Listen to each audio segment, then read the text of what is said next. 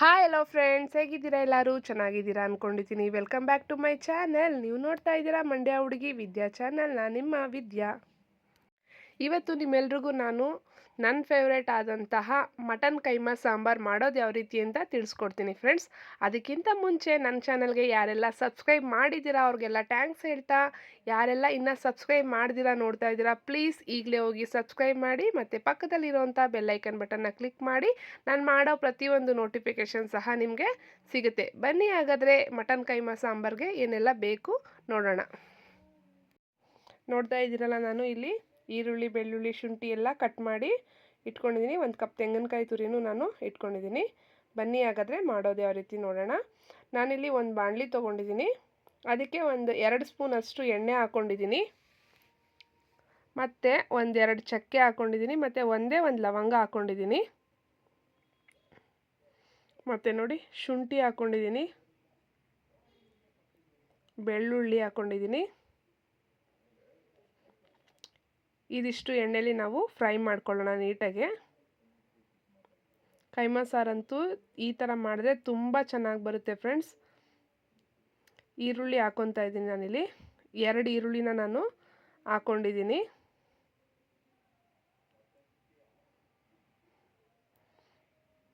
ಇದು ಎಣ್ಣೆಲಿ ಈ ರೀತಿ ಫ್ರೈ ಮಾಡಿ ಹಾಕೋದ್ರಿಂದ ಕೈಮಾ ಸಾಂಬಾರು ಟೇಸ್ಟೇ ಚೆನ್ನಾಗಿ ಬರುತ್ತೆ ಫ್ರೆಂಡ್ಸ್. ಈರುಳ್ಳಿ ಹುರಿದ ನಂತರ ನಾನು ಒಂದು ಚಿಕ್ಕ ಕಪ್ಪಲ್ಲಿ, ಒಂದು ಕೈಯಲ್ಲಿ ಮುಷ್ಟಿ ಅಂತಿರಲ್ಲ ಅದರಲ್ಲಿ ಒಂದು ಅರ್ಧ ಮುಷ್ಟಿಯಷ್ಟು ನಾನು ಹುರ್ಗಡ್ಲೆನ ಹಾಕ್ಕೊಂಡಿದ್ದೀನಿ. ಮತ್ತು ಪುದೀನೂ ಅಷ್ಟೇ ಹುರಿಯಬೇಕಾದ್ರೆ ನಾವು ಹಾಕೋಬೇಕು. ಅದು ಫ್ಲೇವರು ಒಂಥರ ಸ್ಮೆಲ್ ಇರುತ್ತೆ, ಅದೆಲ್ಲ ಎಣ್ಣೆಲಿ ಬಾಡಿಸ್ದಾಗ ಹೋಗುತ್ತೆ. ಈ ರೀತಿ ಬಾಡಿಸ್ಕೊಳ್ಳೋಣ. ಇದೇನು ಲಾಸ್ಟಲ್ಲಿ ನಾವು ಸ್ಟವ್ ಆಫ್ ಮಾಡಬೇಕಾದ್ರೂ ನಾವು ಸ್ಟವ್ ಆಫ್ ಮಾಡಿದಾಗ ಹಾಕಿದ್ರು ಸೊಪ್ಪು ಆ ಬಿಸಿಗೆ ಚೆನ್ನಾಗೆ ಇದಾಗುತ್ತೆ, ಬಾಡಿಸ್ಕೊಂಡಂಗೆ ಆಗುತ್ತೆ. ಅದೇ ಸ್ಟವ್ ಆನ್ ಆಗಿರಬೇಕು ಅಂತ ಏನಿಲ್ಲ. ನಂತರ ನಾನಿಲ್ಲಿ 1 ಕಪ್ಪಷ್ಟು, ಅಂದರೆ ಅರ್ಧ ಹೋಳು ತೆಂಗಿನಕಾಯಿ ಬರುತ್ತೆ ಗೊತ್ತಲ್ವ, ಆ ಅರ್ಧ ಹೋಳು 1 ಕಪ್ಪಷ್ಟು ತೆಂಗಿನಕಾಯಿನ ನಾನಿಲ್ಲಿ ತಗೊಂಡಿದ್ದೀನಿ. ಈಗ ನಾವು ಆಲ್ರೆಡಿ ಏನು ಹುರಿದಿಟ್ಕೊಂಡಿರ್ತೀವಲ್ವ, ಈರುಳ್ಳಿ, ಬೆಳ್ಳುಳ್ಳಿ ಎಲ್ಲ ಮಸಾಲೆ, ಆ ಮಸಾಲೆನ ನಾನಿವಾಗ ಇದಕ್ಕೆ ಸೇರಿಸ್ಕೊತಾ ಇದ್ದೀನಿ. ಇವಾಗ ಆರಿದೆ ಅಲ್ವ ಇದು, ಈಗ ಆರಿರೋ ಮಸಾಲೆನ ನಾನು ತೆಂಗಿನಕಾಯಿ ಜೊತೆಗೆ ಸೇರಿಸ್ಕೊತಾ ಇದ್ದೀನಿ. ನೀವು ಈ ಕೈಮಾಗೆ ಸಾಂಬಾರು ಮಾಡಬೇಕಾದ್ರೆ ಯಾವಾಗ್ಲೂ ಸ್ವಲ್ಪ ಗಟ್ಟಿಗೆ ರುಬ್ಬಬೇಕು. ತುಂಬ ನೀರು ಹಾಕ್ಕೊಂಡೆಲ್ಲ ನಾವು ರುಬ್ಬಕ್ಕೆ ಹೋಗಬಾರ್ದು. ನೀರು ಹಾಕ್ಕೊಂಡಾಗ ಏನಾಗುತ್ತೆ, ಕೈಮಾ ಕಲಸೋದಕ್ಕೆ ಬರಲ್ಲ ನೀಟಾಗೆ. ಈ ಥರ ಸ್ವಲ್ಪ ನೋಡಿ, ಈ ಮಸಾಲೆಗಳೆಲ್ಲ ಹಾಕುವಾಗ ನಾವು ನೀರು ಹಾಕ್ಬಾರ್ದು ಜಾಸ್ತಿ. ನೀಟಾಗೆ ನೀರು ಹಾಕ್ತಿರೇ ರುಬ್ಕೊಳ್ಳೋಣ. ಇದು ಸಾಂಬಾರಂತೂ ನಾನು ಮಾಡ್ತಾ ಇದ್ದದ್ದು ಕೈಮಾ ಸಾಂಬಾರು ನಮ್ಮ ತಂದೆಗೆ ತುಂಬ ಇಷ್ಟಪಟ್ಟು ತಿಂತಾಯಿರು ನಾನು ಮಾಡ್ತಾಯಿದ್ದು ಕೈಮಾ ಸಾರನ್ನ. ನೋಡಿ, ಈಗ ನಾನು ಮಸಾಲೆ ಹಾಕ್ಕೊಂಡಿದ್ದೀನಿ. ಅದ್ರ ಜೊತೆಗೆ ನಾವು ಮನೇಲಿ ಮಾಡಿರೋಂತಹ ಮಟನ್ ಮಸಾಲ, ಅಂದರೆ ನಾವು ಮಟನ್ ಸಾಂಬಾರಿಗೆ ಅಂತ ಪೌಡರ್ ಮಾಡಿಟ್ಕೊಂಡಿರ್ತೀವಲ್ಲ, ಅದನ್ನು ನಾನಿವಾಗ ಹಾಕ್ಕೊತಾ ಇದ್ದೀನಿ. ನೀವು ಬೇಕಾದರೆ ಧನಿಯಾ ಪುಡಿ, ಖಾರದ ಪುಡಿನ ಹಾಕ್ಕೊಳ್ಳಿ, ಅದು ಚೆನ್ನಾಗಿ ಬರುತ್ತೆ. ಸ್ವಲ್ಪ ಚಕ್ಕೆ, ಲವಂಗ, ಗಸಗಸೆ ಎಲ್ಲ ಹಾಕ್ಕೊಂಡ್ರೆ ಚೆನ್ನಾಗಿ ಬರುತ್ತೆ. ಇವಾಗ ನಾನು ಮಟನ್ ಸಾಂಬಾರು ಪೌಡ್ರನ್ನ ನಮ್ಮನೆ ಸಾಂಬಾರಿಗೆ ಒಂದು 3-4 ಸ್ಪೂನ್ ಆದ್ರೂ ಸಾಕಾಗುತ್ತೆ. ನಾನು ಸ್ಪೂನಲ್ಲಿ ಹಾಕಲ್ಲ. ಯೂಶ್ವಲಿ ನಾನು ಸ್ಪೂನಲ್ಲಿ ಮಟನ್ ಸಾಂಬಾರು ಪೌಡ್ರು ಹಾಕಲ್ಲ. ನಮ್ಮ ಮನೇಲಿ ಒಂದು ಚಿಕ್ಕದು ಲೋಟ ಇಟ್ಕೊಂಡಿದ್ದೀನಿ, ಅದೇ ಮೆಜರ್ಮೆಂಟಲ್ಲಿ ನಾನು ಹಾಕೋದು. ಅದೊಂದು 4 ಸ್ಪೂನ್ ಹಿಡಿಸುತ್ತೆ ಅನಿಸುತ್ತೆ. 4 ಸ್ಪೂನಷ್ಟು ನಾನು ಈಗ ಪೌಡರ್ ಹಾಕ್ಕೊಂಡು ಗ್ರೈಂಡ್ ಮಾಡ್ಕೊತೀನಿ ಫ್ರೆಂಡ್ಸ್. ತುಂಬ ಇಷ್ಟಪಡ್ತಾಯಿದ್ರು ನಾನು ಮಾಡ್ತಾಯಿದ್ದು ಕೈಮಾ. ಅಪ್ಪ ಯಾವಾಗಲೂ ಇಷ್ಟಪಟ್ಟು ತಿಂತಾಯಿದ್ರು. ಒಂದು ಚೂರು ನಾನು ಮಾಡೋ ಅಂಥ ಕೈಮಾ ಬ್ರೇಕ್ ಆಗ್ತಿರ್ಲಿಲ್ಲ. ಅಂದರೆ ಅಮ್ಮ ಯಾವಾಗಾದರೂ ಒಂದೊಂದು ಸತಿ ಮಾಡ್ತಿದ್ರೆ ಒಂದೊಂದು ಸತಿ ಒಡೆದೋಗ್ಬಿಡೋದು, ಸರಿ ಬರ್ತಿರಲಿಲ್ಲ. ಬಟ್ ನಾನು ಮಾಡ್ತಾಯಿದ್ದು ಕೈಮಾ ಉಂಡೆ ಅಪ್ಪಂಗೆ ತುಂಬ ಇಷ್ಟಪಟ್ಟು ತಿಂತಾಯಿದ್ರು. ನೋಡಿ, ಇವಾಗ ಅದನ್ನು ಮಿಕ್ಸಿಲಿ ನೀಟಾಗೆ ಗಟ್ಟಿಗೆ ನೋಡಿ ಈ ರೀತಿ ಗಟ್ಟಿಲಿ ರುಬ್ಕೋಬೇಕು. ನೀರು ಜಾಸ್ತಿ ಹಾಕ್ಕೋಬೇಡಿ. ಈ ರೀತಿ ರುಬ್ಕೊಂಡಿರೋ ಅಂಥ ಮಸಾಲೆನ ಸ್ವಲ್ಪ ಎತ್ತಿಟ್ಕೋಬೇಕು. ನೋಡಿ, ಒಂದಿಷ್ಟು ಎತ್ತಿದ ಸೈಡಲ್ಲಿ ಇಟ್ಕೊತಾ ಇದ್ದೀನಿ ನಾನು. ಇದನ್ನು ಮಟನ್ಗೆ ಹಾಕಬೇಕು, ಅದಕ್ಕೋಸ್ಕರ ಕೈಮಾಗೆ ನಾವು ಮಿಕ್ಸ್ ಮಾಡಬೇಕು. ಅದಕ್ಕೆ ನಾನು ಈ ರೀತಿ ಗಟ್ಟಿಯಾಗಿರೋ ಅಂಥದ್ದನ್ನ ಎತ್ಕೊತಾ ಇದ್ದೀನಿ.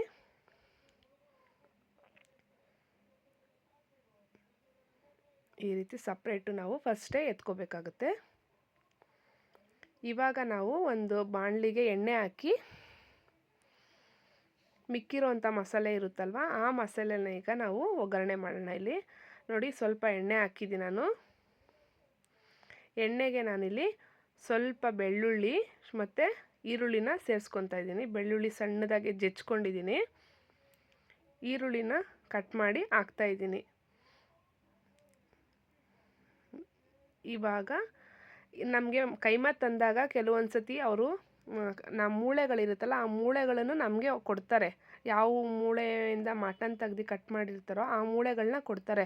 ಅದನ್ನು ಈ ಈರುಳ್ಳಿಲಿ ಬಾಡಿಸಿದ್ರೆ ಚೆನ್ನಾಗಿರುತ್ತೆ. ಬಟ್ ಇವತ್ತು ನಮಗೆ ಮೂಳೆ ಕೊಟ್ಟಿರಲಿಲ್ಲ, ಯಾಕೋ ಗೊತ್ತಿಲ್ಲ, ಮೂಳೆನ ನಮಗೆ ಕೊಟ್ಟಿರಲಿಲ್ಲ. ಅದರಲ್ಲೂ ನಲ್ಲಿ ಮೂಳೆ ಎಲ್ಲ ಕೊಡ್ತಾರೆ, ಬಟ್ ಇವತ್ತು ಕೊಟ್ಟಿಲ್ಲ. ನೀವು ಕೊಟ್ಟರೆ ಅವರು ಈ ಎಣ್ಣೆಲೇ ಫ್ರೈ ಮಾಡ್ಕೊಳ್ಳಿ. ಇವಾಗ ನೋಡಿ ಇನ್ನು ಸ್ವಲ್ಪ ನೀರು ಹಾಕ್ಕೊಂಡು ಗ್ರೈಂಡ್ ಮಾಡ್ಕೊಂಡಿದ್ದೆ ಅದನ್ನು, ನಾನು ಮಿಕ್ಕಿರೋ ಮಸಾಲೆನ ಇವಾಗ ಈರುಳ್ಳಿ ಜೊತೆಗೆ ಹಾಕ್ಕೊತಾ ಇದ್ದೀನಿ ನಾನೀಗ. ಈ ಮಸಾಲೆ ಹಾಕ್ಕೊಂಡು ಚೆನ್ನಾಗೆ ಕುದಿಸ್ಕೊಳ್ಳೋಣ. ಅದೇ ನಾನು ಹೇಳ್ದೆನಲ್ಲ, ಮೂಳೆ ಏನಾದರೂ ಕೊಟ್ಟರೆ ನೀವು ಎಣ್ಣೆಲಿ ಫ್ರೈ ಮಾಡ್ಕೊಳ್ಳಿ, ಆಮೇಲೆ ಮಸಾಲೆ ಹಾಕಿ. ಬಟ್ ನಮ್ಗೆ ಇವತ್ತು ಮೂಳೆ ಕೊಟ್ಟಿರಲಿಲ್ಲ, ಹಾಗಾಗಿ ನಾನು ಹಾಕ್ಕೊಂಡಿಲ್ಲ. ಕೊಡ್ತಾರೆ ಯೂಶ್ವಲಿ ಎಲ್ಲ ಕಡೆ ಕೈಮಾ ಕೊಟ್ಟಾಗ ಅದು ಕೊಟ್ಟೇ ಕೊಡ್ತಾರೆ, ಬಟ್ ಇವತ್ತು ಕೊಟ್ಟಿರಲಿಲ್ಲ. ಅದನ್ನು ಎಣ್ಣೆಲಿ ಫ್ರೈ ಮಾಡಿ ಚೆನ್ನಾಗಿ ಉರಿರಿ, ಆಮೇಲೆ ಮಸಾಲೆ ಹಾಕ್ಕೊಳ್ಳಿ ನೀವು. ಈರೀಗ ಮಸಾಲೆ ಹಾಕ್ಕೊಂಡು ಒಂದು 2 ನಿಮಿಷ ಬೇಯಿಸ್ಕೊಳ್ಳೋಣ. ಆ ಪುಡಿ ಎಲ್ಲ ಬೇಯಬೇಕು. ಏಕ್ದಮ್ ನೀರು ಹಾಕೋಕೆ ಹೋಗ್ಬಿಡಿ, ಒಂದು 2 ನಿಮಿಷ ಬೇಯಿಸ್ಕೊಳ್ಳಿ. ಈ ಥರ ಮಸಾಲೆ ಬೇಯಿಸೋದ್ರಿಂದ ನಿಮಗೆ ಸಾಂಬಾರು ಟೇಸ್ಟ್ ತುಂಬ ಚೆನ್ನಾಗಿ ಬರುತ್ತೆ. ಈ ರೀತಿ ಮಸಾಲೆ ಕುದ್ದ ನಂತರ ನಾವು ನೀರು ಹಾಕ್ಕೊಳ್ಳೋಣ.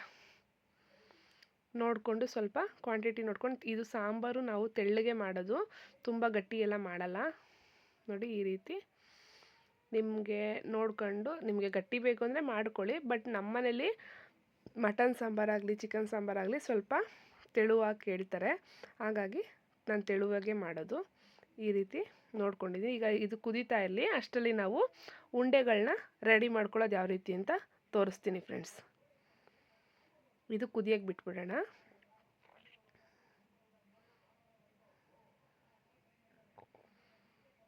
ಅದು ಬೇಯ್ತಾ ಬೇಯ್ತಾ ಇನ್ನೂ ಗಟ್ಟಿ ಆಗುತ್ತಲ್ವ, ಹಂಗಾಗಿ ಇನ್ನು ಸ್ವಲ್ಪ ನಾನು ನೀರು ಹಾಕ್ಕೊಂಡಿದ್ದೀನಿ. ಈಗ ಉಪ್ಪು ಹಾಕಿ ಅದನ್ನು ಬೇಯೋಕ್ಕೆ ಬಿಟ್ಬಿಡೋಣ ಫ್ರೆಂಡ್ಸ್.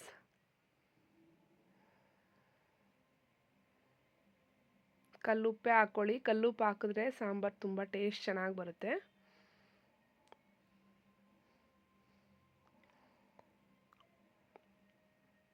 ಯಾರಿಗೆಲ್ಲ ಕೈಮಾ ಸಾಂಬಾರು ಇಷ್ಟ, ಲೈಕ್ ಕಮೆಂಟ್ ಮಾಡೋದನ್ನು ಮರಿಬೇಡಿ. ತುಂಬ ಅಂದರೆ ತುಂಬ ಟೇಸ್ಟ್ ಚೆನ್ನಾಗಿರುತ್ತೆ ಫ್ರೆಂಡ್ಸ್. ನೀವು ಕೂಡ ಟ್ರೈ ಮಾಡಿ ಹೇಗಿರುತ್ತೆ ಅಂತ ನನಗೆ ತಿಳಿಸಿ. ಉಂಡೆ ಒಡೆಯೋದಾಗಲಿ ಅದು ಯಾವುದೇ ರೀತಿ ಸಮಸ್ಯೆಗಳೇ ಬೇಡ ನಿಮಗೆ, ಅಷ್ಟು ಚೆನ್ನಾಗಿ ಬರುತ್ತೆ ಇದು ಕೈಮಾ ಸಾಂಬಾರು.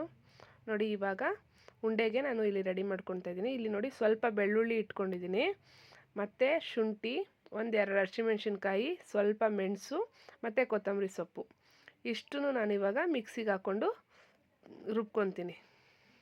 ಇದು ಉಂಡೆ ಮಾಡೋಕ್ಕೆ ಫ್ರೆಂಡ್ಸ್. ಮಸಾಲೆ ನಾವು ಆಲ್ರೆಡಿ ರೆಡಿ ಮಾಡ್ಕೊಂಡಿದ್ದಾಗಿದೆ. ಇದು ಉಂಡೆಗೆ, ನಾವು ಕೈಮಾ ಉಂಡೆ ಕಟ್ತೀವಲ್ಲ ಅದಕ್ಕೆ ಇದು. ಇಷ್ಟನ್ನು ರುಬ್ಕೊತಾ ಇದ್ದೀನಿ ನಾನು. ತರ್ತರಿಯಾಗೆ ಫಸ್ಟು ರುಬ್ಕೊತೀನಿ. ನೋಡಿ ಈ ರೀತಿ ಆಗಿದೆ. ಇವಾಗ ನಾನು ಇದಕ್ಕೆ ಕೈಮಾ ನೋಡಿ ಈ ರೀತಿ ತೊಳೆದು ನಾನು ಸೋದಿಸಿಟ್ಟಿರ್ತೀನಿ, ಯಾಕೆಂದರೆ ನೀರು ಇರಬಾರ್ದು ಕೈಮಾದಲ್ಲಿ. ತೊಳೆದ್ಬಿಟ್ಟು ಈ ರೀತಿ ನಾನು ಜಾಲರಿಲಿ ಹಾಕಿರ್ತೀನಿ. ನೀರೆಲ್ಲ ಇದಾಗ್ಬಿಟ್ಟಿರುತ್ತೆ, ಕಮ್ಮಿ ಆಗಿರುತ್ತೆ. ನೀರಿದ್ದು ಕೈಮಾ ಮಾಡೋಕ್ಕೆ ಹೋದಾಗ ಸ್ವಲ್ಪ ಇದಾಗುತ್ತೆ. ಹಂಗೂ ಸ್ವಲ್ಪ ನೀರಿತ್ತು ಅಂದರೆ ನೀವು ಕೈಯಲ್ಲಿ ಹಿಂಡ್ಬಿಟ್ಟು ಹಾಕಿ, ಆವಾಗ ಚೆನ್ನಾಗಿ ಬರುತ್ತೆ ಫ್ರೆಂಡ್ಸ್, ಆವಾಗ ಒಡೆಯಲ್ಲ ಉಂಡೆಗಳು. ಇವಾಗ ಮಿಕ್ಸಿಗೆ ಹಾಕ್ಕೊತಾ ಇದ್ದೀನಿ ನಾನು. 2 ಸತಿ ಮಿಕ್ಸಿಗೆ ಹಾಕ್ಕೊಂಡು ರುಬ್ಕೊತೀನಿ ಫ್ರೆಂಡ್ಸ್ ನಾನು.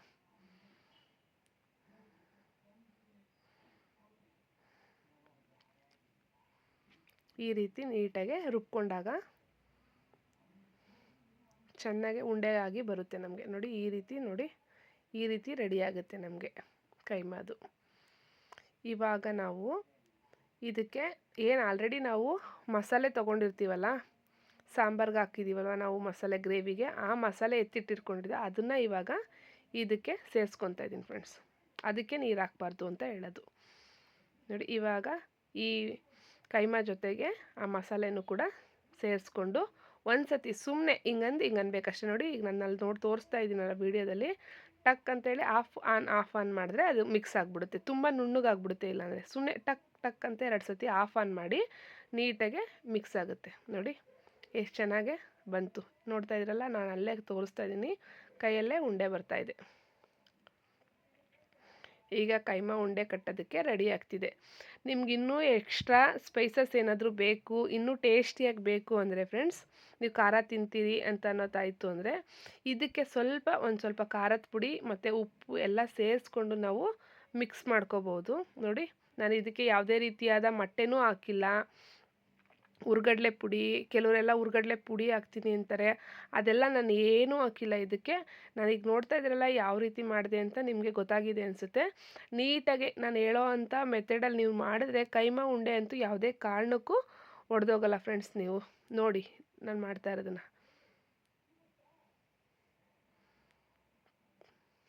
ಕೆಲವರು ಈ ಥರ ಉಂಡೆ ಬರಲ್ಲ ಅನ್ನೋದು ತುಂಬ ಜನ ಹೇಳ್ತಾರೆ ನನಗೆ. ತುಂಬ ಜನ ನನ್ನ ಫ್ರೆಂಡ್ಸ್ ಎಲ್ಲ ಕೇಳ್ತಾರೆ ತುಂಬ ಚೆನ್ನಾಗಿ ಮಾಡ್ತೀಯಾ ಅಂತ.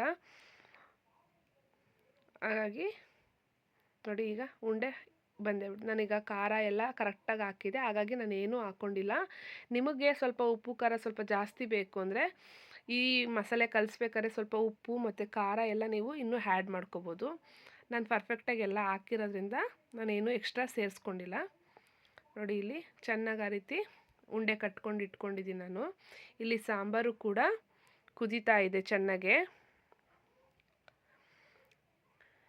ಈ ರೀತಿ ಕುದೀತಾ ಇರಬೇಕಾದ್ರೆ ನಾವು ಕೈಮಾ ಉಂಡೆಗಳನ್ನ ಒಂದೊಂದೇ ಬಿಡೋಣ. ನೋಡಿ, ಈ ರೀತಿ ಕುದಿಬೇಕು ಚೆನ್ನಾಗೆ. ಈ ರೀತಿ ಕುದಿಯುವಾಗ ನಾವೇನು ಆಲ್ರೆಡಿ ಕಟ್ಟಿಟ್ಕೊಂಡಿದ್ದೀವಲ್ವ ಉಂಡೆಗಳನ್ನ ಒಂದೊಂದೇ ಬಿಡ್ತಾ ಹೋಗೋಣ ಸಾಂಬಾರು ಒಳಗಡೆ. ನೋಡಿ, ಬಿಡ್ತಾ ಇದ್ದೀನಿ.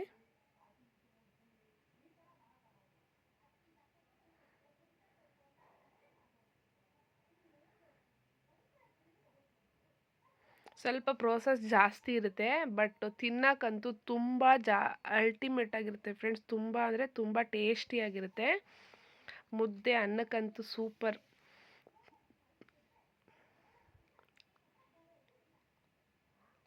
ಇವಾಗ ನಾನು ಎಲ್ಲ ಉಂಡೆಗಳನ್ನು ಹಾಕ್ಕೊಂಡಿದ್ದೀನಿ. ಒಂದು 5 ನಿಮಿಷ ನೀವು ಇದನ್ನು ಕೈ ತಿರ್ಸೋಕ್ಕೆ ಹೋಗ್ಬಾರ್ದು. ಸೌಟಲ್ಲಾಗಲಿ ಏನರಲ್ಲಾದರೂ ಇದನ್ನು ನೀವು ತಿರ್ಗ್ಸೋಕ್ಕೆ ಹೋಗಲೇಬಾರ್ದು. ಈ ರೀತಿ ಎಲ್ಲ ಉಂಡೆಗಳನ್ನ ಹಾಕಿದ ನಂತರ ನಾವು ಮುಚ್ಚಿಟ್ಬಿಡೋಣ. ಒಂದು 5 ನಿಮಿಷ ಅದು ಕುದಿಯೋಕ್ಕೆ ಬಿಟ್ಬಿಡೋಣ. ನಾವು ಯಾವುದೇ ಕಾರಣಕ್ಕೂ ಒಂದು 5 ನಿಮಿಷ ಮಾತ್ರ ನಾವು ಸೌಟಾಗಲಿ ಏನೂ ಹಾಕಕ್ಕೆ ಹೋಗ್ಬಾರ್ದು. ಮುಚ್ಚಿಟ್ಬಿಡೋಣ. ಇವಾಗ ಒಂದು 5 ನಿಮಿಷ ಅದು ಕುದೀಲಿ ಚೆನ್ನಾಗಿ. ಒಂದು 5ರಿಂದ 10 ನಿಮಿಷ ಕುದಿಯೋಕ್ಕೆ ಬಿಟ್ಬಿಡೋಣ. ಅಲ್ಲಿವರೆಗೂ ನಾವು ಸೌಟ್ ಹಾಕೋದು ಬೇಡ. ನೋಡಿ, ಇವಾಗ 10 ನಿಮಿಷ ಬಿಟ್ಟಿದ್ದೀನಿ, ಅದಾಗದೆ ಉಂಡೆಗಳೆಲ್ಲ ಮೇಲೆ ಬಂದಿದೆ ನೋಡಿ ಫ್ರೆಂಡ್ಸ್. ಇವಾಗ ಬೇಕಾದ್ರೆ ಸ್ವಲ್ಪ ನಿಧಾನಕ್ಕೆ ನಾವು ಸಾಂಬಾರನ್ನ ತಿರುವ್ಕೋಬೋದು ಈ ರೀತಿ. ಇವಾಗ ಒಂದು 15ರಿಂದ 20 ನಿಮಿಷ ಇದು ಬೇಯಿಸ್ಕೊಳ್ಳೋಣ. ಆವಾಗ ಮಸಾಲೆ ಎಲ್ಲ ಚೆನ್ನಾಗಿ ಕೈಮಾಗಿ ಹಿಡಿತೆ, ಕೈಮಾನು ಕೂಡ ಚೆನ್ನಾಗೆ ಬೇಯುತ್ತೆ ಫ್ರೆಂಡ್ಸ್. ಮಟನ್ ಅಲ್ವಾ, ಸ್ವಲ್ಪ ಬೇಯೋಕ್ಕೆ ಟೈಮ್ ತೊಗೊಳುತ್ತೆ. ಒಂದು 15ರಿಂದ 20 ನಿಮಿಷದ ಮೇಲೆ ಕುದಿಸಿ ಚೆನ್ನಾಗೆ. ಸಾಂಬಾರಂತೂ ಏನು ಸ್ಮೆಲ್ ಬರ್ತಾಯಿತ್ತು ಗೊತ್ತಾ ಫ್ರೆಂಡ್ಸ್, ತುಂಬ ಅಂದರೆ ತುಂಬ ಸ್ಮೆಲ್ ಬರ್ತಾಯಿತ್ತು. ಟೇಸ್ಟ್ ಅಂತೂ ತುಂಬ ಚೆನ್ನಾಗಿತ್ತು. ನೋಡಿ, ಯಾವುದಾದ್ರೂ ಒಂದೇ ಒಂದು ಉಂಡೆ ಆದ್ರೂ ಒಡೆದೋಗಿದೆಯಾ? ನೀವೆಷ್ಟೇ ಸೌಟ್ ಹಾಕಿ ಈ ಥರ ತಿರುಗ್ತಾ ಇದ್ರೂ ಉಂಡೆಗಳು ಈಗ ಒಡೆದೋಗಲ್ಲ. ಚೆನ್ನಾಗಿ ಬೇಯ್ತಾ ಇದೆ ನೋಡಿ. ಬೆಂದ ನಂತರ ಈ ರೀತಿ ಎಣ್ಣೆ ಬಿಟ್ಕೊಳ್ಳುತ್ತೆ ಫ್ರೆಂಡ್ಸ್. ಇವಾಗ ನಮ್ಮದು ಕೈಮಾ ಸಾಂಬಾರು ರೆಡಿಯಾಗಿದೆ ಅಂತ ಅರ್ಥ. ಲಾಸ್ಟ್ ಸ್ಟೆಪ್ ಅಂದರೆ ಕಸ್ತೂರಿ ಮೇಥಿನ ನಾವು ಈ ರೀತಿ ಕ್ರಷ್ ಮಾಡಿ ಹಾಕ್ಕೊಳ್ಳೋಣ. ಈ ಥರ ಕ್ರಷ್ ಮಾಡಿ ಲಾಸ್ಟಲ್ಲಿ ಕಸ್ತೂರಿ ಮೇಥಿ ಹಾಕಿದ್ರೆ ಆಹಾ, ಅದ್ರ ಫ್ಲೇವರೇ ಬೇರೆ. ಎಷ್ಟು ಚೆನ್ನಾಗಿರುತ್ತೆ ಗೊತ್ತಾ? ಆ ಕಸ್ತೂರಿ ಮೇಥಿ ಫ್ಲೇವರು ಘಮ ಘಮ ಘಮ ಅಂತ ಇರುತ್ತೆ. ಹಾಕ್ಬಿಟ್ಟು ನಾವು ಮುಚ್ಚಿಟ್ಬಿಡೋಣ ಫ್ರೆಂಡ್ಸ್. ಒಂದು 5 ನಿಮಿಷ ಮುಚ್ಚಿಟ್ರೆ ಸಾಂಬಾರು ರೆಡಿಯಾಗಿದೆ. ನೋಡಿದ್ರಲ್ಲ ಕೈಮಾ ಸಾಂಬಾರು ಎಷ್ಟು ಚೆನ್ನಾಗಿ ರೆಡಿಯಾಗಿದೆ ಅಂತ. ಈ ವಿಡಿಯೋ ನಿಮ್ಮೆಲ್ರಿಗೂ ಇಷ್ಟ ಆಗಿರುತ್ತೆ ಅಂದ್ಕೊಂಡಿದ್ದೀನಿ ಫ್ರೆಂಡ್ಸ್. ಇಷ್ಟ ಆಗಿದ್ದರೆ ಪ್ಲೀಸ್ ಲೈಕ್ ಮಾಡಿ, ಕಮೆಂಟ್ ಮಾಡಿ, ಶೇರ್ ಮಾಡೋದನ್ನು ಮರಿಬೇಡಿ. ಆದಷ್ಟು ನಿಮ್ಮ ಫ್ಯಾಮಿಲಿ ಫ್ರೆಂಡ್ಸ್ ಜೊತೆ ಶೇರ್ ಮಾಡಿ ಫ್ರೆಂಡ್ಸ್. ಈ ವಿಡಿಯೋ ನಿಮಗೆ ಇಷ್ಟ ಆಗಿರುತ್ತೆ ಅಂತ ಮತ್ತೆ ಕೇಳ್ತಾ ಇದ್ದೀನಿ. ಸಾಂಬಾರಂತೂ ತುಂಬ ಚೆನ್ನಾಗಿತ್ತು ಫ್ರೆಂಡ್ಸ್, ನೀವು ಕೂಡ ಟ್ರೈ ಮಾಡಿ.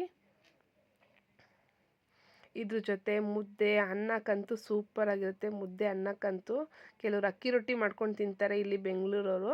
ಬಟ್ ನಾವು ಹಳ್ಳಿ ಕಡೆ, ನಮ್ಮ ಊರ ಕಡೆ ಎಲ್ಲ ಮಂಡ್ಯ, ಮದ್ದೂರು ಮತ್ತು ಆ ಕಡೆ ಎಲ್ಲ ನಾವು ಮುದ್ದೆನೇ ಮಾಡ್ಕೊಳ್ಳೋದು. ಮುದ್ದೆ ಮತ್ತು ಅನ್ನ ತುಂಬ ಚೆನ್ನಾಗಿರುತ್ತೆ. ಅನ್ನಕ್ಕೆ ಮುದ್ದೆಗಂತೂ ನೀವು ಒಂದು ಮುದ್ದೆ ತಿನ್ನೋರು 2 ಮುದ್ದೆ ತಿಂತೀರ, ಚಿಕ್ಕ ಚಿಕ್ಕ ಮುದ್ದೆ ಆದರೆ ಅಷ್ಟು ಚೆನ್ನಾಗಿರುತ್ತೆ ಸಾಂಬಾರು. ನಮ್ಮ ಮನೇಲಿ ಎಲ್ರಿಗೂ ಇಷ್ಟ ಇದು. ಅದರಲ್ಲೂ ನಾನು ಮಾಡೋ ಕೈಮಾ ಉಂಡೆ ಅಂದರೆ ನಮ್ಮ ಮಕ್ಳಿಗೂ ತುಂಬ ಇಷ್ಟಪಟ್ಟು ತಿಂತಾರೆ. ಅದರಲ್ಲೂ ನಮ್ಮ ತಂದೆಗಂತೂ ಇಷ್ಟ. ಬಟ್ ಇವಾಗ ನಮ್ಮ ತಂದೆ ಇಲ್ಲ. ಬಟ್ ಇದ್ದಾಗಂತೂ ಅವರು ಯಾವಾಗಲೂ ಕೈಮಾ ಸಾಂಬಾರು ಮಾಡು ಅಂತ ಕೇಳಿ ಮಾಡಿಸ್ಕೊಂಡು ತಿಂತಾಯಿದ್ರು ಫ್ರೆಂಡ್ಸ್. ಅಷ್ಟು ಚೆನ್ನಾಗಿ ಮಾಡ್ತಿದ್ದೆ ಅಂತ ಹೇಳ್ತಾಯಿದ್ರು ನಮ್ಮಪ್ಪ. ನೋಡಿ ಈಗ ನಾನು ಮಾಡಿದ್ದೀನಲ್ಲ, ನಿಮಗೂ ಇಷ್ಟ ಆಗಿದೆ, ಈಗ ಮಾಡಿ ಇಷ್ಟ ಆಗಿದೆಯಾ ಇಲ್ವಾ ಅಂತ ನನಗೆ ತಿಳಿಸಿ ಫ್ರೆಂಡ್ಸ್. ಈ ವಿಡಿಯೋ ಇಷ್ಟ ಆಗಿದ್ದರೆ ಲೈಕ್ ಮಾಡಿ, ಕಮೆಂಟ್ ಮಾಡಿ, ಶೇರ್ ಮಾಡೋದನ್ನು ಮರಿಬೇಡಿ ಫ್ರೆಂಡ್ಸ್. ಇಷ್ಟೊತ್ತು ನನ್ನ ವಿಡಿಯೋ ನೋಡಿದ್ದಕ್ಕೆ ಥ್ಯಾಂಕ್ ಯು ಸೋ ಮಚ್.